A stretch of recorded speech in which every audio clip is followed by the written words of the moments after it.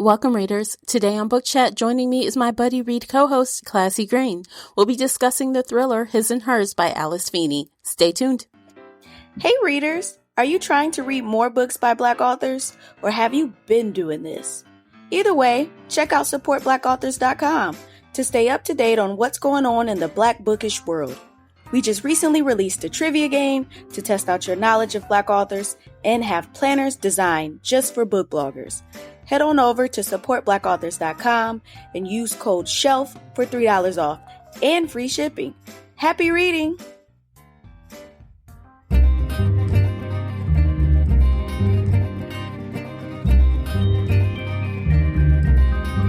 Hey everyone, I'm your host, Tamara Ford, and thank you for downloading this month's Buddy Read discussion featured here on the Shelf Addiction Podcast. If you're new here, every week we get bookish with book discussions, book reviews, shelf bites, and more. If you're wondering what is a Buddy Read, this is a feature where Classy and I select a thriller or mystery title that we both are interested in. Then we have a candid conversation about that book or audiobook. We even discuss it in our Facebook group, Shelf Addiction Official, during a live chat. So grab a glass of wine, a cocktail, a cup of tea or coffee, whatever your drink of choice is, and settle in for this fun discussion. As always with book chats, there is a spoiler alert in effect, so you've been warned.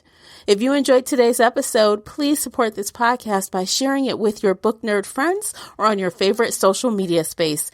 That will really help me out, and I appreciate you for doing it. The uncut video version of this podcast is available now on Patreon. Join us there for exclusive videos, including this podcast after show.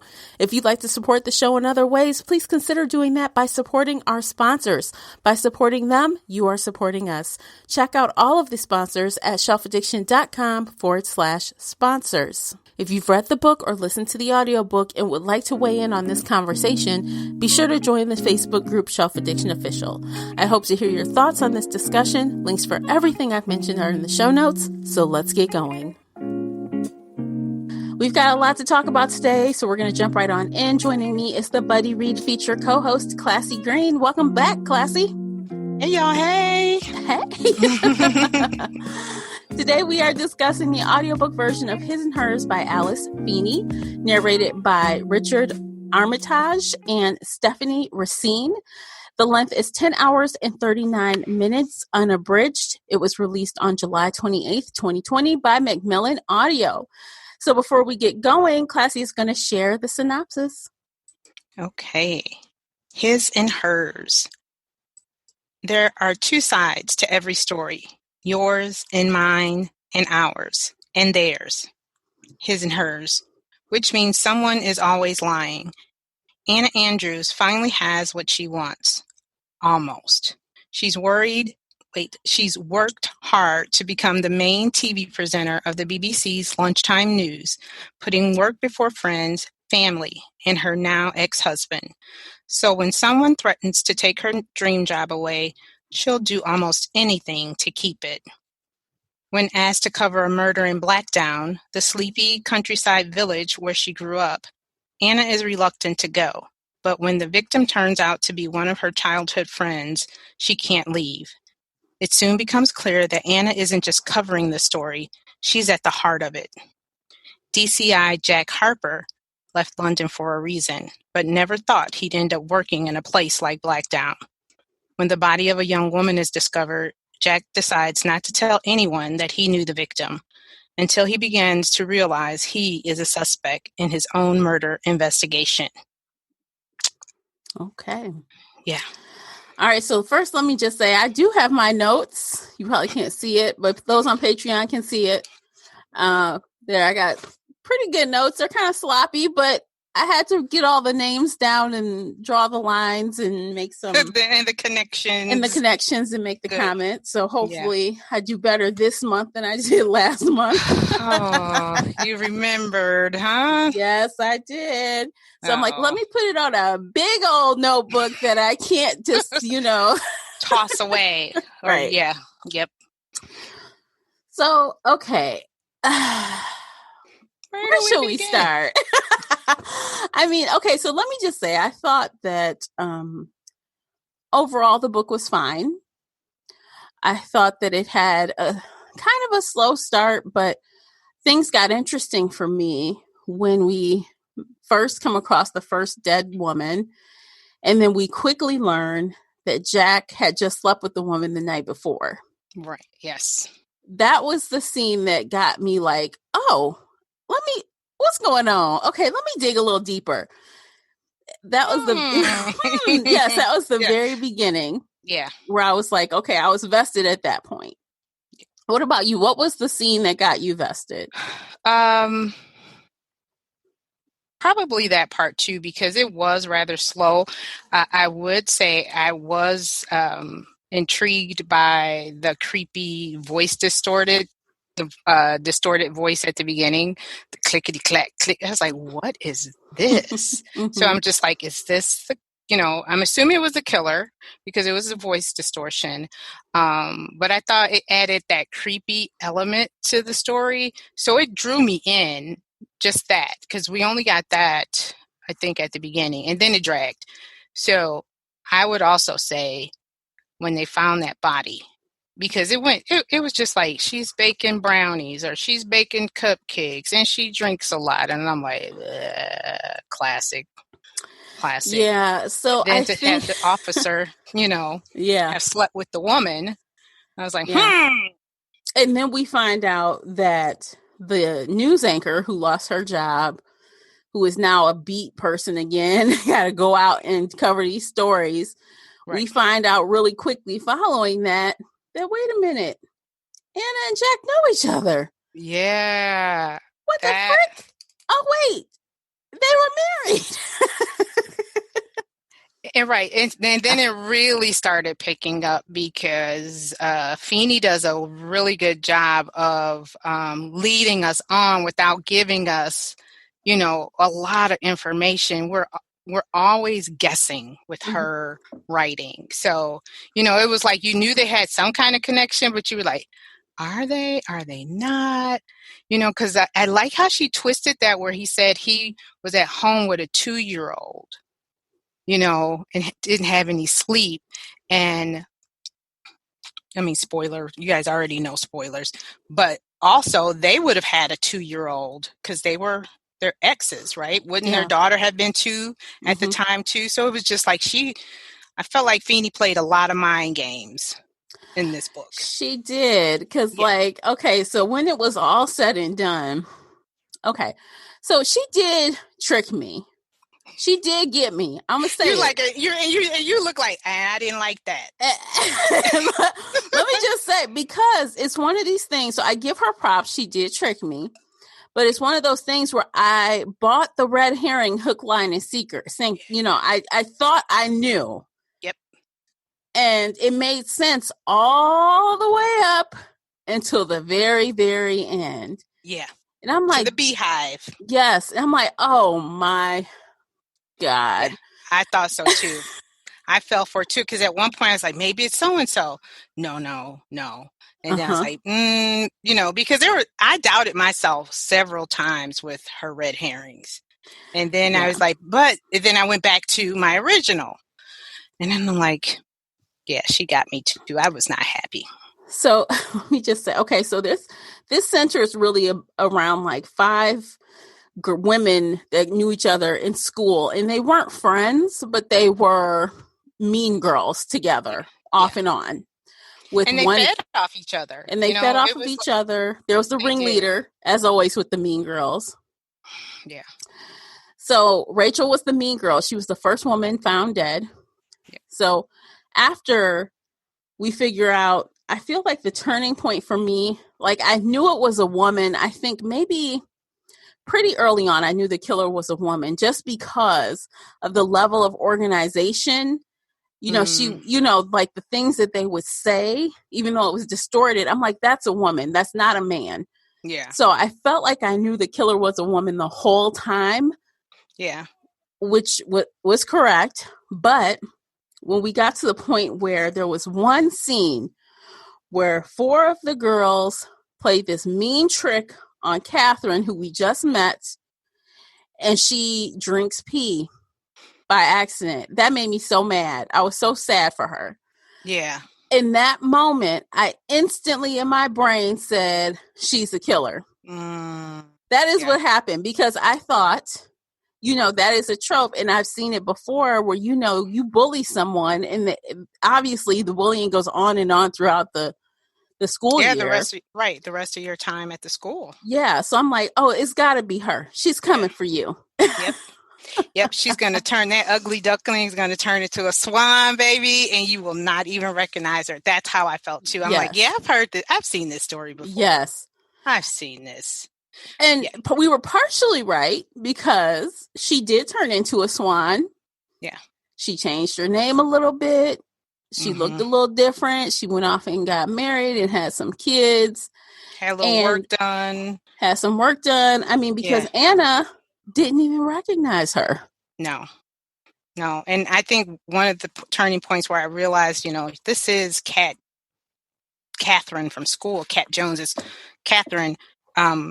I don't know if you remember where they said she would just pluck out her eyebrows, to the point where she didn't have any. And then at the beginning of the story, Anna says her eyebrows are tattooed. And I was like, yeah, this is her. But again, I think what's her name? Cat is a redhead in the book, I believe, which is so weird. And that was another thing I wanted to talk to you about too, sidebar. Why does everybody have to be a redhead? Like most books that we read that has mystery, thriller, it's always a redhead in one of the stories. But I digress. But yeah, she was a blonde. She was almost like albino type in school. So yeah, she changed her appearance a lot. And it was quite interesting, and all the tricks of misplaced items or items placed strategically in Jack's car and in Anna's possession. And it was like, who is this? Everybody was a suspect. Everybody was a suspect. It was hard to kind of sort out who could be doing it, except for I felt like Helen, no. I just felt like she was not. She just ended up dead. She was the second person to be found dead. Right. She was the smart girl who was the headmistress of the school that they... Right? Yeah, I think Helen was also the girl that when they were in school, Rachel kind of blackmailed her or, talked shit to her to get her to write the papers for them. Right. And she said, oh, I got something for your ass. So she wrote two of the same papers. Yeah. Yeah, she did. But Rachel beat her up. I was like, dang, Rachel. I know. But Rachel is crazy. Yeah, I would have loved to know even more of her backstory for her to get to the point where she was at. I was like, this is more than just your spoiled rich girl. Because, this girl delved into, the bisexual relationship she had with Anna, which it was like, was it really a relationship or was she grooming her? I think she was grooming her. I wrote down molested with a question mark. Yeah. Because I'm like, they're the same age, but Anna was not on the same level as her. No. And Anna just wanted to be liked. So she used for terminology several times in that book where she just let her do what she wants. Yeah. Let her. Yeah. Not that she was actually an active participant. Right. But she let Rachel do what she wanted to do. Right. Because she said she hadn't been held like that. She had never been touched by a boy. And that's why I think I would have loved to known a little more of Rachel's story because she was quite advanced. And that came out with the test story. Did you catch that she did a BJ for the teacher? Did you catch that? Yeah, I did. And she's like, "Oh, I need gum. I need some mouthwash." And I don't know if you felt that way, but it felt like this wasn't her first rodeo with this teacher or any other teacher. It was just like, "Oh, no big deal." Yeah. we'll get this taken care It's of. Because, done. I We mean, got this 2 man was A's. scratching. Yeah. This man was scratching. It was just like he just knew, I'll bring in so-and-so first, but I know what I'm going to get out of this. Yeah. So I bet she's probably used a couple of the other girls, if not Zoe, probably Helen, maybe some other girls who probably just left and we just didn't know about. But yeah, Rachel was a classic mean girl. She was a madam. She was a teenage madam. Yeah. They called her, well, the Voice, I'll just call it the Voice, called her a slut, a charity thief.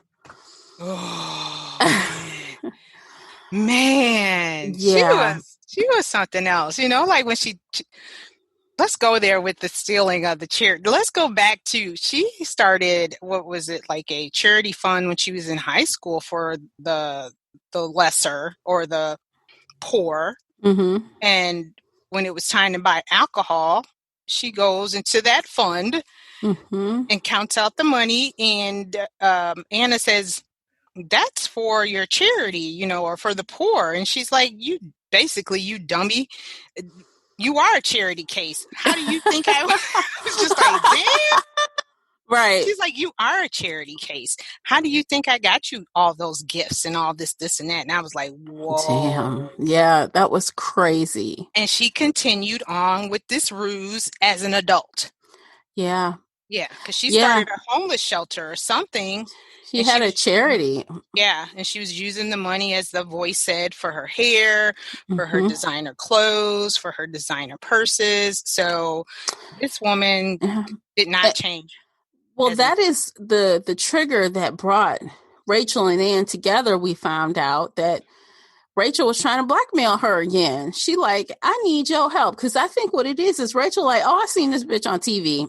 You know what I'm saying? Like, she has a little bit of notoriety. Maybe she can help me with my fundraising or whatever. And she declined her. And then next thing you know, she's back there. Mm-hmm. Yep.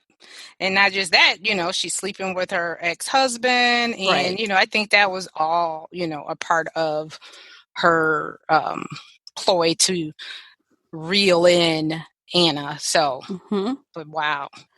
She would do things like, even when her and Anna would be messing around, and I still think that was, I don't want to label it quite that, but it felt like that. You know what I mean? It felt like it was forced. Yeah. But then she is taking photos. Like, what are you doing? She didn't say, but she didn't stop her either. She didn't stop her. She let her take these photos of her. Yeah. And I think it was because she, like we said earlier, she was grooming this girl for men. She was preparing her because she knew she was a virgin. She was taking these pictures, probably showing it to these men that we find out later at the, that they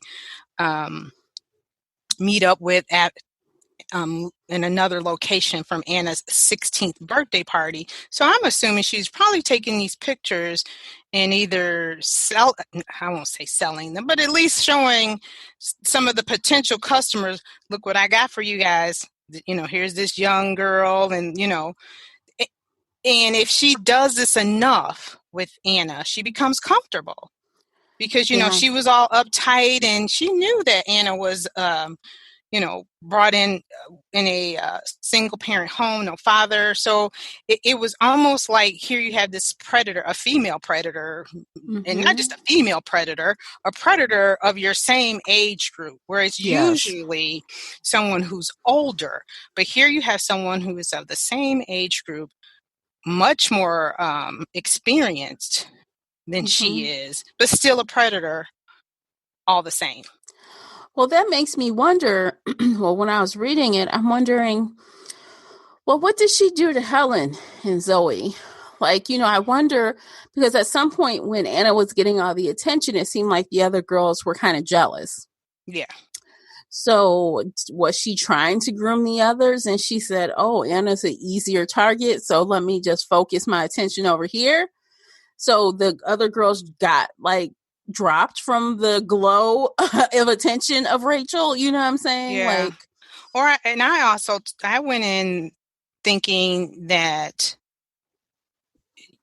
just like any other, when you think about like some of these kidnap stories and, she's older or she's old, like the men probably want new, fresh meat. I hate saying that word, but, they want something fresh. They're probably tired of Helen and Zoe. Mm-hmm. They want something new.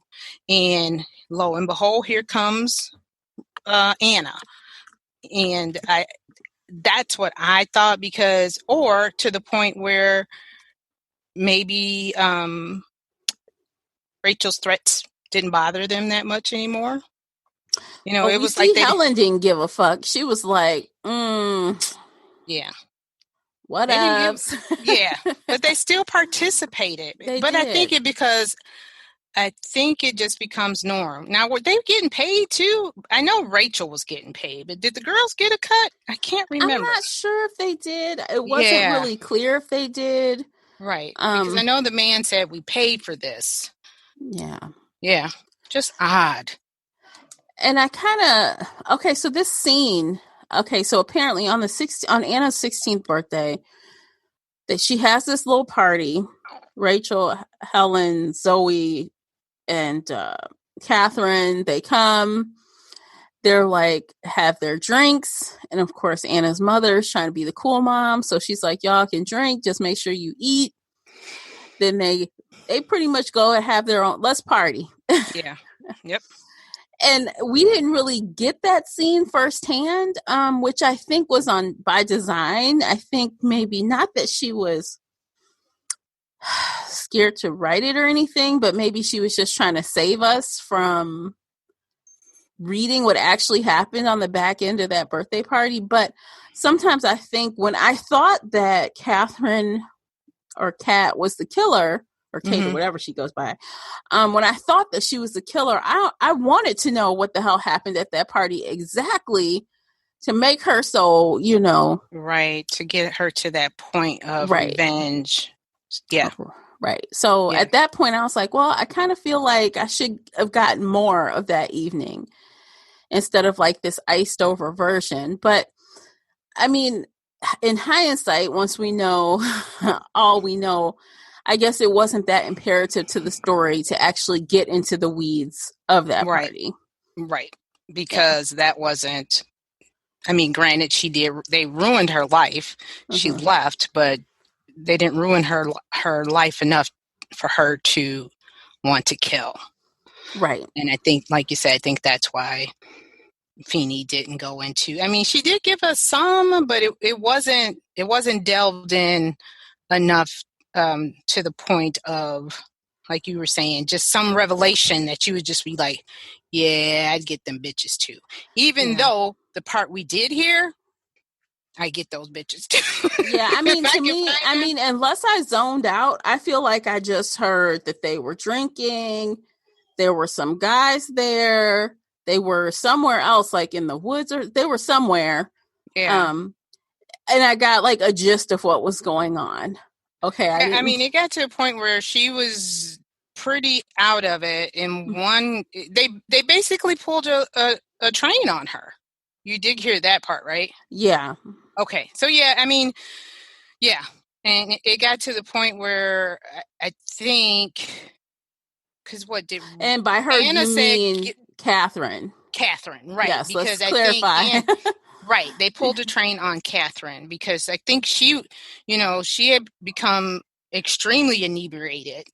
Yeah, because she downed the drink really fast, I think. Because when she got to the house, no one knew she was coming to the house. It was only supposed to be Anna, Rachel, Helen, and Zoe. Anna had invited Catherine out of, and honestly, Catherine being there saved Anna. Yeah. Because Rachel hates Catherine so much.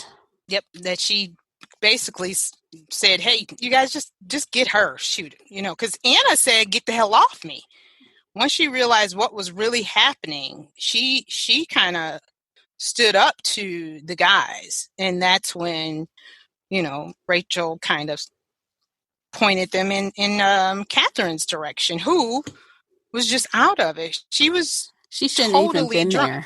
there. No, she shouldn't have. And that is why, she thought Anna had set her up. Yeah. But she didn't. She really just invited her because she felt bad. She had no clue what Rachel skanky ass had planned. No. And she was just trying to be, I think she mentioned, hey, if Rachel can invite Helen after what Helen did to us, I'm inviting Catherine. You know, it was just kind of like tit for tat. And poor Catherine got the end of that. She got the bad deal. That was so crazy. And I think that was enough to kind of want to get revenge, but maybe not murder. Because to go out your way to murder 4 people to plot it, I mean, I feel like almost the actual killer, who we'll reveal in a minute, I feel like almost the actual killer didn't even have the motive to actually kill all those people. I feel like, yes. Okay, let's just jump. Okay, let's do it. So the actual killer, okay, so as we read along, the whole time I knew it was a woman and I thought it was Catherine because she would have some kind of motive.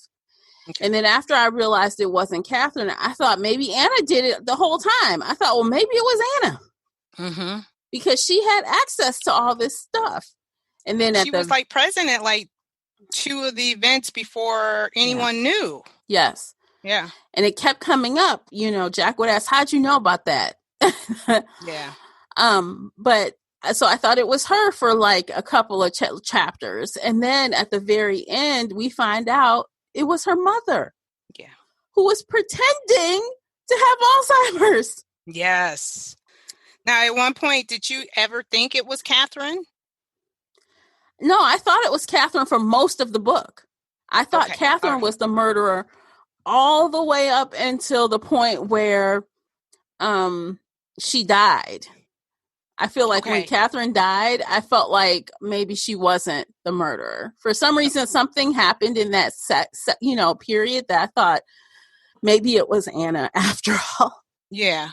Like when in the woods part, I think when they're driving away. Yeah, she hits her. She hits her with the car. So she claims she thought she was in reverse. Yeah. But she hits her against a tree. Yeah. So I'm like, well, maybe it's not. How convenient. So she can't even speak because she's dead.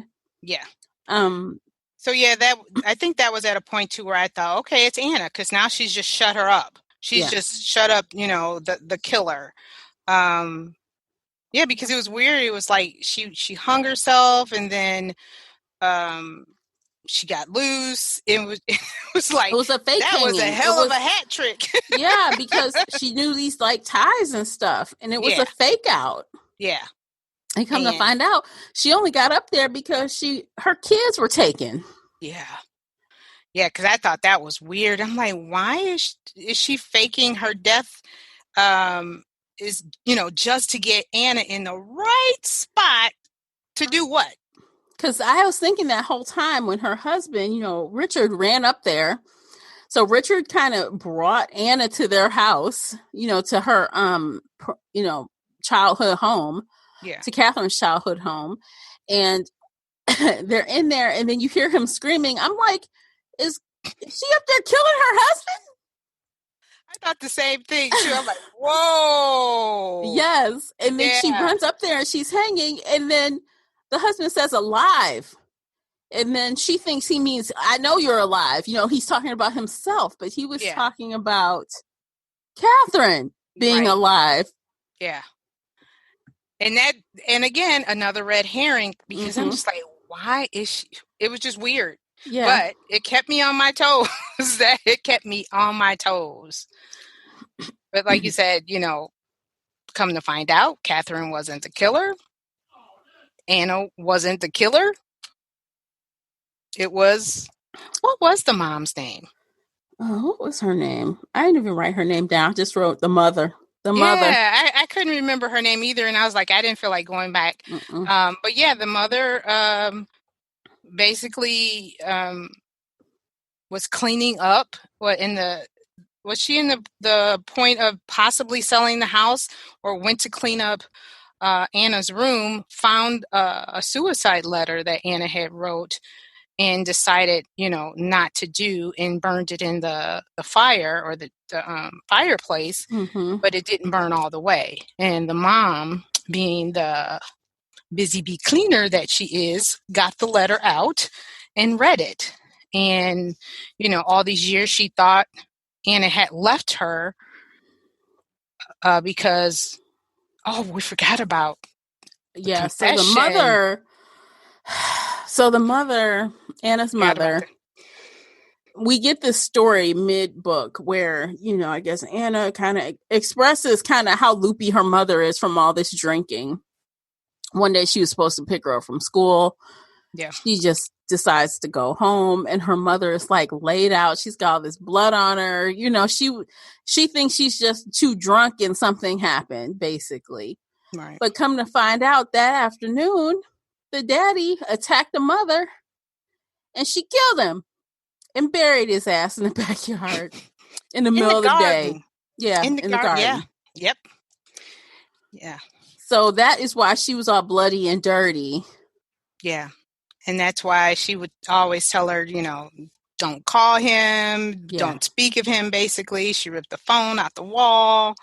But yeah, so the mom revealed that she killed the dad, when they were in the forest, right?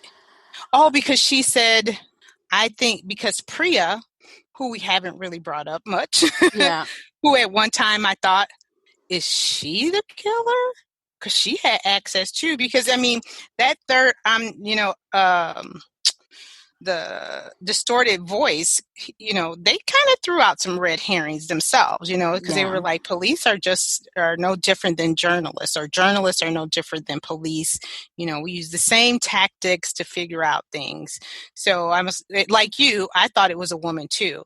So I was like, maybe it's Priya, but I never could figure out what was her motive. So if you guys don't know, Priya is the young junior detective to Jack, and they work together. And she has some weird things going on with Jack. For a minute, I thought she might have been like in internal affairs or something, like trying to be, get by him and figure out what was going on and act so naive. I thought for a minute she was trying to set him up for something, but it didn't really go anywhere. No, but she was, a good distraction. She was. But she kept going to Anna's mother's house, and she had broke a window and got in there, and the mother said, hey, I think she knows. And Anna's like, she knows what? She's like, I think she knows I killed your father. And it was like record scratch. You did what? And Anna didn't even really believe her at first, because she did such a good job acting like she's senile. Yeah. Yep. Like, I don't running think through Anna the forest in her gown. Right. And she did all this. It was a long game, man. She's like, let me just walk around in my gown and bath, and house shoes a couple times. People will believe me. Yeah. They'll believe I'm batty and losing it. Yep. And I don't think Anna actually really believed her until she went to cover up that garden. Yeah. And she started finding bones. And she was like, oh, shit. It was the truth. So she covered up for her mother. She covered it for her mother. Yeah. Yep. Because at first she was like, okay, Ma, sure. Sure you killed Dad. Like, you were drunk and you're loony because you're losing it. So... Yeah. She's like, I can see, you went back to drinking and blah, blah, blah. But yeah, like you said, after she realized that her mom did that, and she found in the knife, because she had picked up the knife. Which also led me to believe that it was her, not her mother. Because when she's in the hospital, she talks about, they didn't find this knife. I got this knife. Yeah. So they were talking about, where's the knife? Yep. And so I'm like, well, why are you hiding the knife? Like, okay, so you must have done it, because why would you think to pick up the knife? Yeah, and put it in your purse. Yeah. Yeah, I did too. At that point, I was like, yep, it's her. Case closed. Yeah. And then I think at that point, I had looked at my timer or my percentage, and I think I was only at 90%. And I'm like, what else is there to talk about? Yeah. I was like, oh no, that's when I knew. Case is not closed. Yeah, that's when I knew. I was like, okay, well, we found out who the killer is. It's Anna. All right. But no, it was not her. And, I did have a feeling in the end that her and Jack were going to get back together. Of course. Because they had to throw that good old typical romance second chance at love story in there. Yes. And how convenient. They have a 2-year-old niece. Yes. They can replace their baby with their niece. They can have a family again. I was like, really? Wah, wah, yeah. wah. Which Jack said, oh, my niece who's already starting to feel more like a daughter. Right. Yeah. I was like, you could have left that out. But okay, we'll go with it. Mm-hmm. We'll go with it. So, but yeah, they, and eventually they moved in together, and she sold her mom's house. She sold her flat. Oh, no, she rented her mother's house. She didn't want to sell it. No, I think she wound up. No, it was renting. Okay. Huh? Yeah, she sold her own flat and bought a new house that Jack and Charlotte, or not Charlotte, that's her daughter's name, and her niece moved into. Olivia, yes. Right. And then, remember, because Jack was saying she kept coming every weekend to kind of spruce the place up, and it was going to be listed for rent. Okay. Because I think because her mother told her why she didn't want to sell it, she doesn't want to sell it. Yeah. Because someone could break that patio up and find a body.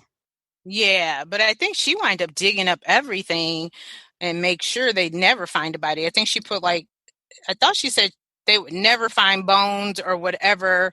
She cleaned up and she put a stone or something back there where the garden was. I feel like I thought the bones were still there. She just covered it with a patio, unless I missed something, because I didn't get where she moved where would she move the bones to? I don't know. It was just getting at the end. It was just like, okay, yeah, come on. It was this long-winded, a little convoluted, but I mean, I got it. You tricked the hell out of me. You did. Alice twice Feeney. At the end, twice there. So not only did you get me once, twice. Yeah, shame on us. She got us. Yeah. But I don't think it's really. It was even looking hindsight. Considering the mother's story, it was not obvious it was the mother, because we had kind of one unreliable narrator, and now three, one for sure, and two actually, because it wasn't his and her story. It was his and her story. I thought the same thing. I was just like, this title is not right. No. It is not right. Granted, it was told from 3 points of view. Yep. So yeah, it wasn't just, it should have been his, and his, hers, and hers. Yeah. Yeah. That's what And because, the killer was unreliable. So, the voice, because we don't know who the voice is for the longest time. So the voice turns out to be unreliable narrator. It turns out her mother was an unreliable narrator because she was drunk. She had Alzheimer's. Psych, she didn't. I know. Yeah. So we had two unreliable narrators. So it was hard to really once you knew it was the mother, to figure out, well, where would I have known it was the mother? Was her. Yeah. Yeah. Only way I could, and like you say, it was just in hindsight, with the keys. She was a maid service basically to everyone in the village. But I mean, like you said, there really wasn't a reason besides, revenge for her daughter who didn't visit her. Now she, so I guess she felt like I'm paying her back, or I'll take care of this mama bear. Kind of like they took my family away, because at the very end, when she was taking care of Olivia, she was kind of just saying, oh, I've got my family back, happy family is what she heard. Yeah Yeah, but I did find a few little holes that I was just like waiting for. I don't know if you remember at the beginning of the story. Who was it? Was it Anna? Somebody, I think it was Anna. She made these cupcakes and she left them at somebody's house, and she left the person $20. Do you remember that at the beginning of the story? And she says, I don't mind if she buys alcohol with my money. I do. And I was like, okay, but we never knew who she left the cupcakes for. No, I don't even remember that. Yeah, it was early on because, she said everybody made fake cupcakes and blah, blah, blah. And at first I thought it was she left cupcakes for Kat, but Kat hadn't even came into the story yet. Okay. So I don't know who she left these cupcakes for. Yeah. Okay. Huh. Let me think about that. I don't know. It was pretty early on in the story. Okay. Because I even at one point went back and just went from the beginning because, we did our 10% and then I was like, what, let me just do a refresher. Mm-hmm. And I came across that again and I was, because I write stuff down and I'm like, okay, so who did she leave these cupcakes for? Because I believe it was Anna that was speaking. I don't think it was the distorted voice, the killer. I don't think it was that person because they didn't even make cupcakes. They were stealing shoes and boots and shit. Yeah. Yeah. I don't know. It's kind of, and then that whole, the ending, the whole villain monologue basically that came from the mother. It was like one of those Scooby-Doo endings, except for no one figured out it was her. So it's like she ripped her own mask off and gave this long drawn out, this is how I did it. Pay attention, boys and girls. I know. And my thing too was like this is it. I'm going to tell it before Priya finds out. But I'll probably be dead from cancer by the time that happens. Which she might, even because Priya's still coming around. Knock, knock, knock. But she got something for her because guess what she was doing in that last scene? Yeah, she's dealing with her bracelet. She's making a red and white friendship bracelet. Yep. So I'm like, oh, Priya, girl, you about to die. This old woman that you think this old lady gonna get you. Yep. What you making there? Oh, just something for a friend. Yeah. I was like, yeah. And I was wondering too, like when she said, did they find the knife in the beehive? Mm-hmm. And, and I was like, she said that to Olivia, or she said it to Anna. She said it to Anna. Yeah. And but Olivia was there, didn't she? Wasn't Olivia? Everyone was there. Even Jack was there. Yeah. But and that's why Anna played it off. She was like, oh, bees don't need knives, Mom. You know what I mean? She played it off like it was dementia. Yeah. And Mom did too, basically. Yeah. She let it go. It's just like, so yeah, Mom threw another red herring out there. Like, yep, I'm just crazy. It was a knife out there. Don't believe me. Like, oh. And I do wonder if maybe ultimately Hannah knew her mother did it. Because I thought about that too. Because the mother even said, I wonder if she recognized the knife. That was a part of a gift that she gave her. Yep. She said it was a set. Yeah. So if she picked it up, maybe she noticed I have a knife just like that. And she picked it up. Yeah. And I mean, she's like, well, Mom did kill Dad, so maybe she did kill these other people. Maybe it's one of those unspoken things. We're not going to talk about it. No. But what we're going to do is we're going to protect her at all costs. Right. And because and they kept saying, well, she's got this cancer. She's going to die soon anyway. Yeah. Yep. Right. Because she did have Alzheimer's. When she went to the doctor, she had cancer. Mm-hmm. So what, for all these years or however long, she's doing this knowing my days are numbered. Yeah, she's not even taking the medication. You saw how she lied and said, I've been hiding this medication. I'm going to go on my own terms. Yep. As myself. She's had been putting it in the garden. Yes. So, I mean, she putting all the stuff in the garden and then making these meals out these vegetables from this garden. I want to eat your food, lady. I don't want to eat your food. I forgot about that. All this organic food. But remember, fertilized by your husband. But remember when when Anna came back to the house, her mom wasn't eating. Her mom was eating processed food. Remember, yeah, she was. She was like, "This isn't Ma. She only eats fresh food." Her mom was like, "Nope, won't be eating that." I think that the only thing that changed her habits was that she was so busy planning these murders, she didn't have time to tend to her house like she normally does, because certain rooms still looked good, if you remember. She would go upstairs and the bedrooms were still in order. Yeah. But like she had just let certain things go. And I just think it's because she was so busy plotting these murders. She like, I don't have time to cook or clean these dishes. I got to get revenge. Yeah. And I got to hurry and get back here. Yes, and this makes me look even more crazy. So I'm just going to let this shit be. Right? Like, I don't have nothing else to do. That is what, and she didn't bathe in a couple of days. And that is, honestly, that is what happens with people with Alzheimer's. They don't like to take baths and stuff for some reason. It's the craziest thing. Yeah. Well, I think it's what go ahead. No, not short term. What is it? Long-term memory is bad, but short-term is whatever, but they don't. They tend to forget certain things. Yeah. Yeah, they and then of course she's doing these meals because she forgets to eat for herself and cook or whatever. So it's like she is full on selling the I have Alzheimer's because I'm a old lady. No one would expect me to kill people.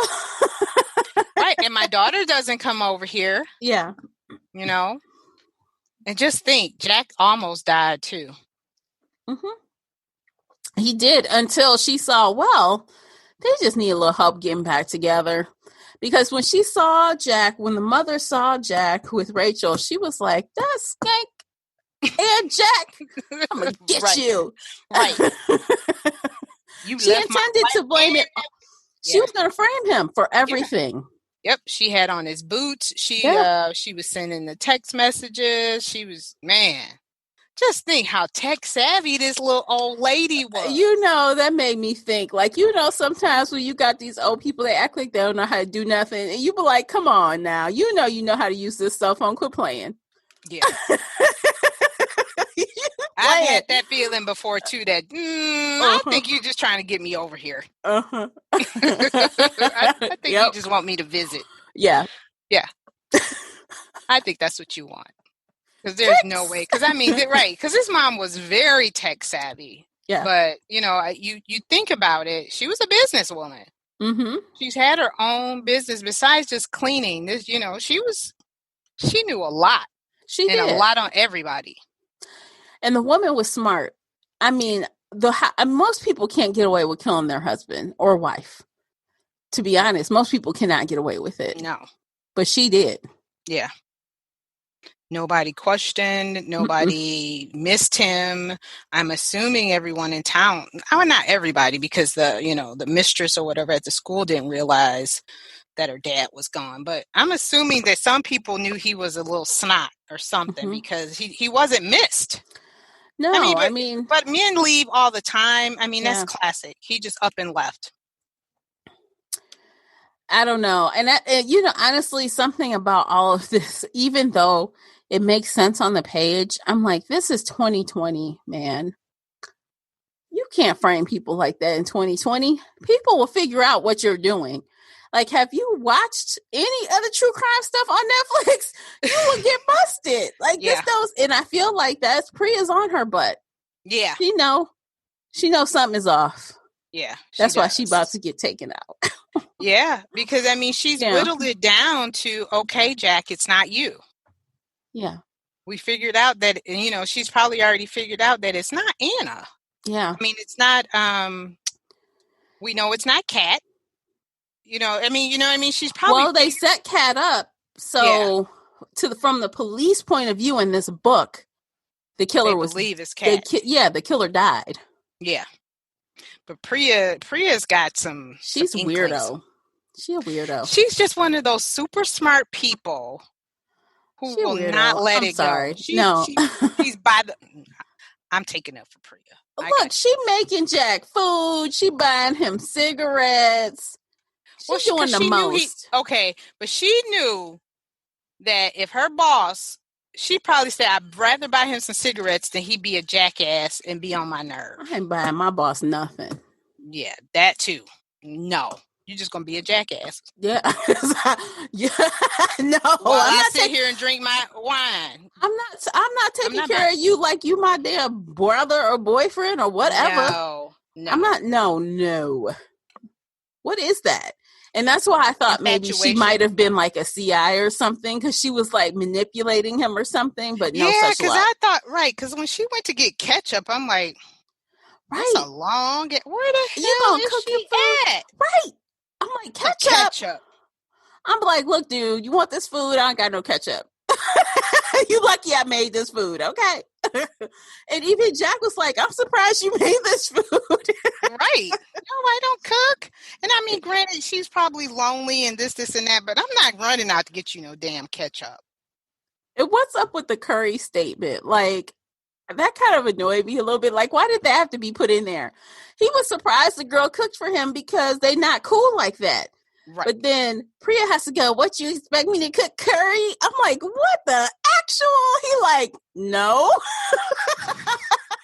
I thought the same thing. I was like, that's all you had to go with? Right. Really? Like, really? Out of everything you could have wrote, you said curry. Right. I'm like, oh God. I'm like, sorry. What just happened just now? I'm like, okay, let's move on.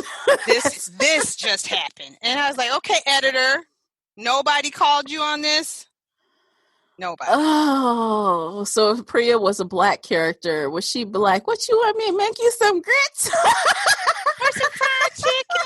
What you thought I was going to buy? Right. I'm like, no, what the hell, man? I rewound that because I was just like, did I hear curry? Did she really say curry? She said curry. I'm like, what? And I did too. I went back 20 seconds. I'm like, wait a minute. Right. They said curry. Yeah. Yeah. And she was like offended. And he was like, no. He wasn't thinking about no damn curry. He was like, why are you even cooking for me at all? We not cool like that. Weird. Right. But then he started feeling himself like, ooh, I still got it. Yeah. No, that's the liquor talking. It's the liquor. That was it. It was just because she was, I mean, and again, like you were saying, I thought she was trying to get information out of him because she was feeding him beers left and right. Like soon as he was done, here's another beer. Here you go. And here's another one. I was like, gee. She was the most. Let's go for a drink. He like, no, everyone will be in our business in this small town. Want to come to my place? Okay. I'm like, girl, what the? What are you doing? No. Right. You need to get out more. That's what you need to do. Something. Yeah. She was impressed with him. He was my boss and I thought you were the greatest and blah, blah, blah.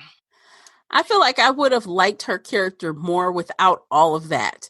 She could have been the novice junior detective who played everything by the book. Yeah. Right. Without that. Yeah. It was doing way too much. The most. Yeah.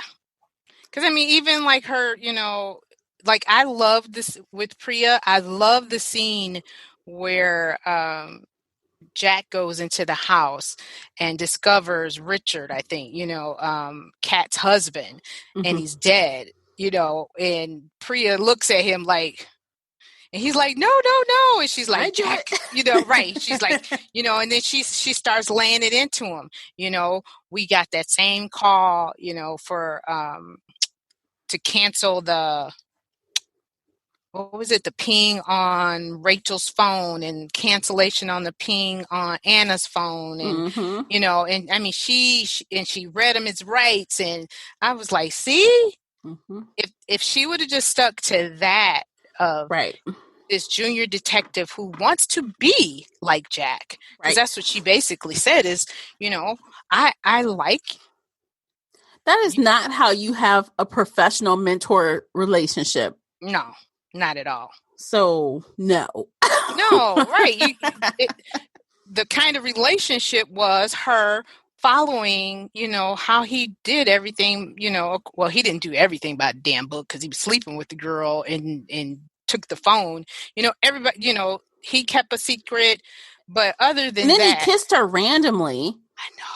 That's what made me kind of wonder, like, okay, so if she's not going to be like a CI or something, or, under, I don't know what they would call them in the UK, but, an undercover investigator or something, then what was Alice Feeney doing? Like, was she trying to leave a door in case she wanted to go there? Like, what exactly was she trying to build there that totally just got dropped? Yeah, because it was weird. It was weird. It was very weird, and it didn't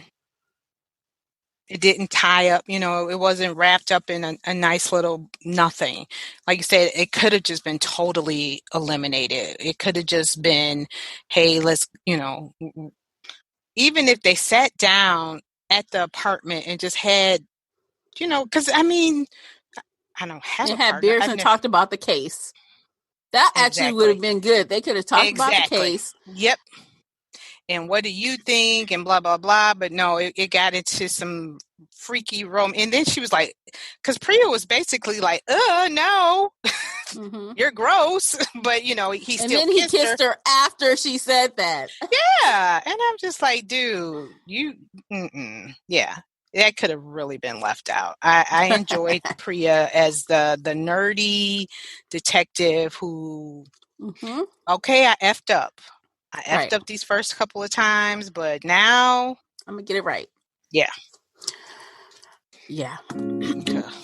All right.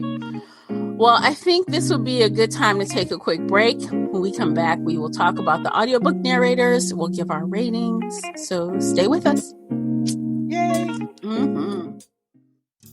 Today's episode is brought to you by the Shelf Addiction merch store. Check out all the bookish t-shirts, notebooks, mugs, and more. Don't miss out on these original designs, perfect for any book nerd. Support the podcast and visit shelfaddiction.com/merch and pick up your next favorite bookish item. All right, guys, we are back. Thanks for checking out those ads. Please support the podcast by clicking those sponsors in the show notes. Show them some love, and that's how you show us some love. So, all right, let's jump back into this thing. So we listened on audiobook, as we were mentioning, and there were two narrators, Richard Armitage and Stephanie Racine. And obviously Richard did, Jack's parts and maybe even the voice parts. Who could tell with the voice distortion? Right. Yeah. And then Stephanie Racine obviously did, Anna's parts. So what did you think about the narrators? I had no problems at all with the narrators. Yeah. I enjoyed them. I listened at 1.25. I tried to speed it up a little bit, but the voice distorter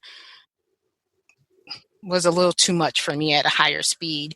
But I listened at 1.5. I just checked. Yeah, 1.5. Oh, yeah. I felt like it was just too much for me.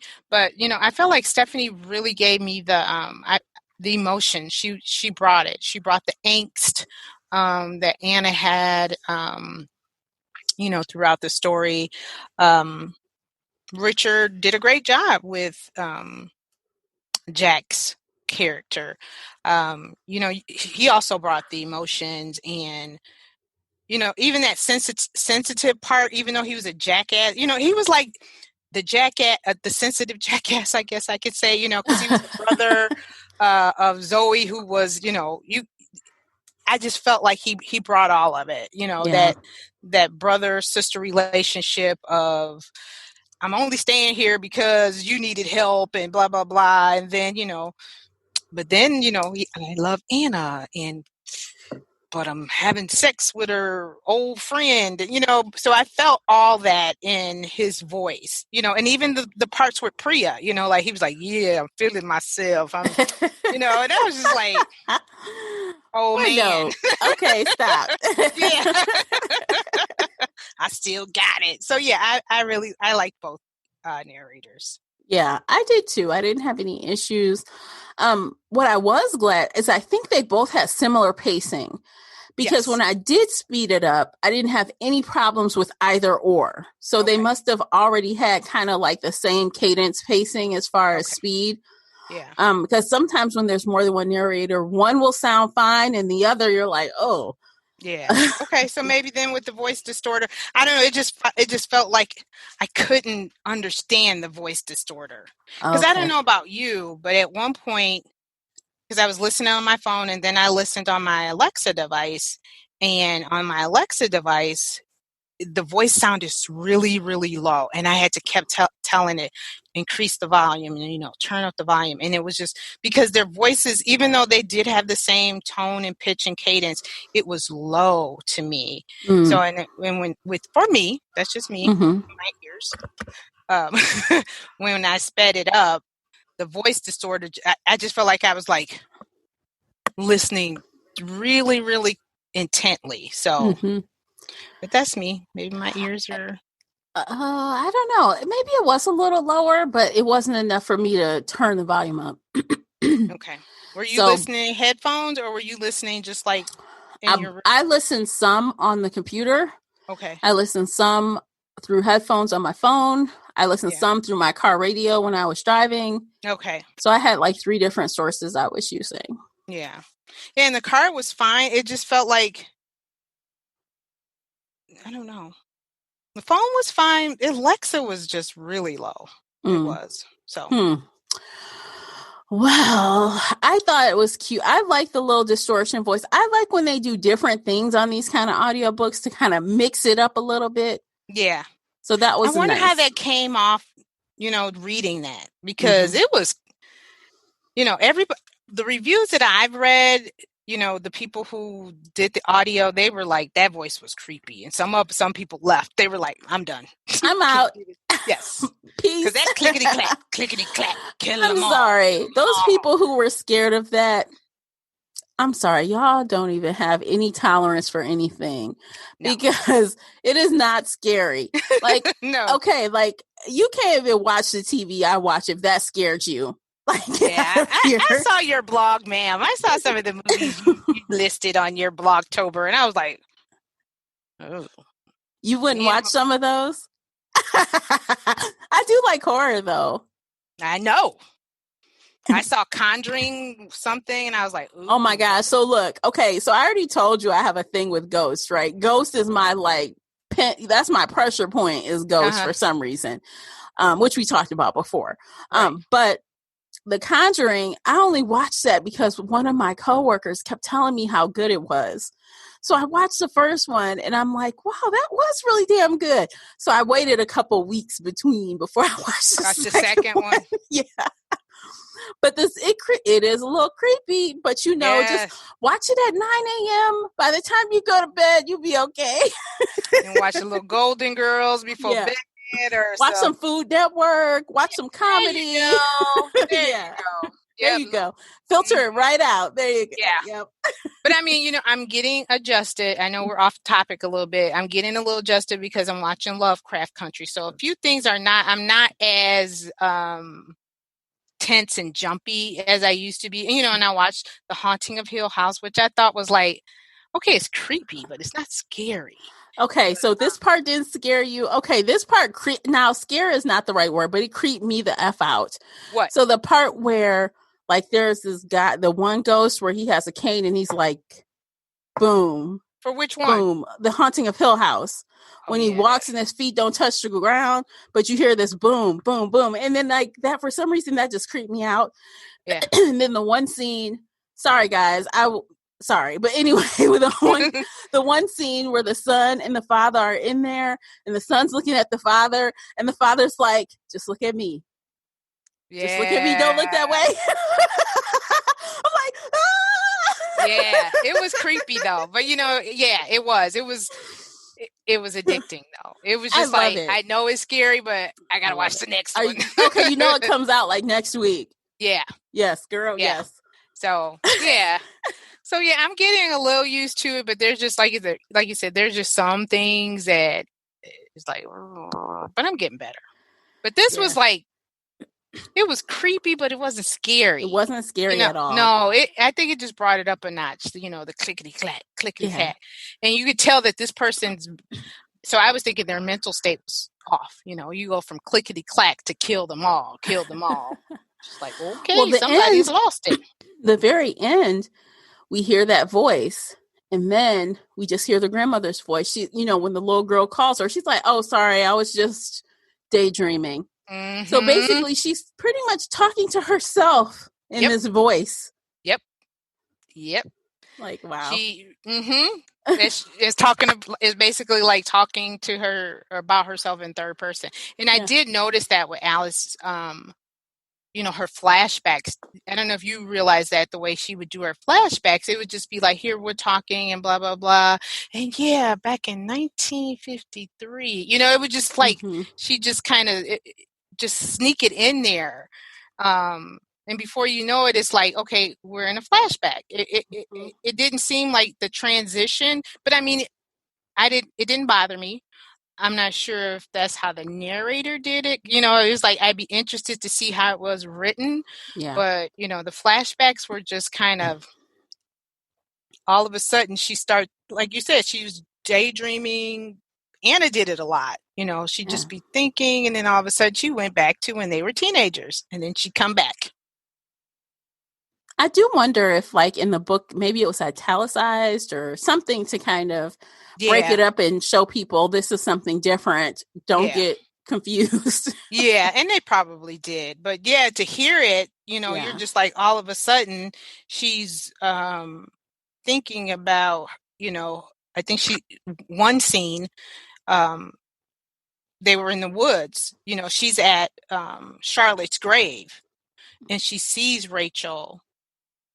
Or she's going to Charlotte's grave and she sees Rachel in the train or whatever. And then she flashes back to, a time, she flashes back. I can't remember exactly the time, but it was just like, all of a sudden, you're like, wait a minute, weren't you just at the, I don't like ugly. So, sometimes karma, karma. Yeah. So I have sat back, and there's been some, moments where you're in the grocery store and you're just like, damn, or you're trying to avoid them. So yeah, I do understand Anna and her flashback of Rachel. I do. Yeah. And I understand like, like not liking people in high school, but not wanting to kill them either. Cause I don't understand. Like, I can never relate to that because like I said, I've never had like experiences to that level where I would feel like someone just really tried to injure me on purpose like that. Yeah. No. So. No. I don't know. I don't. Lord. But it makes for a good book. It does. And not just that, people really do this. Yeah. Life is stranger than fiction. Yeah, we've seen it on, like, and it keeps coming up so many times in books or TV shows that these writers are getting this from experience or something. This stuff has happened. Yeah. Yep. Like they do. They base a lot of this on fact. Yeah. And just change the names of the not so innocent. Mm-hmm. But other than that, they say life is stranger than fiction. I mean, how many, true podcasts that, true crime podcasts or Netflix that you've seen and you're just like, who does that? Like, who kills an entire family over? I was just watching that. Yeah. Were you watching? Did you see that? Which one? The husband killed the wife and the two kids, the pregnant wife and the two kids. Yeah, he tried to blame the wife. I'm like, you had a new little girlfriend. Because he would rather just kill everybody and start over than get a divorce. Yeah. That's the dumbest shit I ever heard. And I'm like, really? Is it that good? Is it really worth it? I mean, yeah. Oh my God. Yeah, I did see that. I remember that case that too. Story came. Yeah. And there's a couple that's happened in my town, where the dad, it's just crazy. Like you said, it was just like, because you no longer wanted to be with this person. Just get a damn divorce. Just get a divorce. Yeah. Now look what. Yeah. Yeah. Fool. Anyway. I know. So obviously we watch a lot of true crime and stuff, y'all. Oh man. I can't wait till tomorrow. I have one to listen to. I got to catch up on. Oh my goodness. Yeah. So yeah, we both like the audiobook narrators. We said all that to say we like the audiobook narrators. So let's go ahead and rate the thing. Why don't we? Okay. I'm going first again? Yeah, please. His and Hers by Alice Feeney. What did you rate it? I rated it a 3. I almost did a 4, but I was just like, I don't know. I gave it a 3. I am with you. I gave it a 3 because when it was all said and done, lately I've been going with my gut at the end. Like when it's done and I shut the book, what's my initial reaction? Yeah. And my initial reaction was, okay. Yeah, she tricked. Right. My gut reaction is you got me. Yeah, but you got me. But it wasn't a like, damn. Right. I can't believe that. Right. We've had those moments. And I think that's the thing. It's like when you've had that, you know. Yeah. And I almost feel like it was a secondary story. That's why, like, you know how when I was saying, like, even going back hindsight, I couldn't even identify where in the story I should have been able to pick up that it was the mother. Yeah. Like usually when you have that kind of reveal at the end, you're like, oh yeah, well this happened and that happened and I didn't catch it. Yep. But I feel like this was isolated. Yeah. Yeah, it was. So she basically told us why. Yeah. It wasn't anything like you said where, there were little breadcrumbs. There was no breadcrumbs. Yeah. That led us back. So, but yeah, it wasn't. It was just like, okay. And again, another factor that I can tell, we didn't chat at all. No, we didn't. We didn't chat and at when all. it's good, we be like, did you get to this part? What percentage are you? Yeah. When I was done, I was like, ooh, I know. I already know. It was okay. I mean, It wasn't bad. It wasn't great. It's not going to end up on my recommendation list. Yeah. Unfortunately. Yeah. But, it was interesting enough that we had a fun conversation about it. Yep. She tricked me. She got me. And and I will give her credit for that one. Yeah. Because, like you said, a lot of times you don't get tricked like that. But with the long-winded villain monologue, I did it. Let me tell you every step of what I did. Jinkies. Oh, Lord. Yeah. And I probably won't read another Alice Feeney book. Same. I think I'm putting that to bed. That was good for what it was. Yeah. That's what it is. Yep. Okay, so I think we're done talking about this book. Yep. I'm done. Okay. If you'd like to talk with us about His and Hers, you can find us both in Shelf Addiction Official on Facebook. And of course, you can always check out this episode after show on Patreon. So take care. And until next time, happy reading, guys. If you enjoyed today's episode and would like to show your support, there are a few things you can do.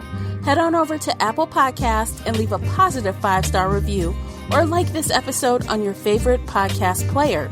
It seems so simple, but it really helps me out. You can share this podcast with other book nerd friends or on your favorite social media space. You can also join the Shelf Addiction Patreon family.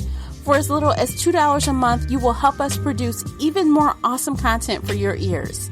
You can also consider joining the Shelf Addiction Official Facebook group, where we talk all things bookish and more in a safe space. The Shelf Addiction Podcast is a part of the Nerdy Maven Network. You can also reach us via email at info@shelfaddiction.com. Thank you for listening.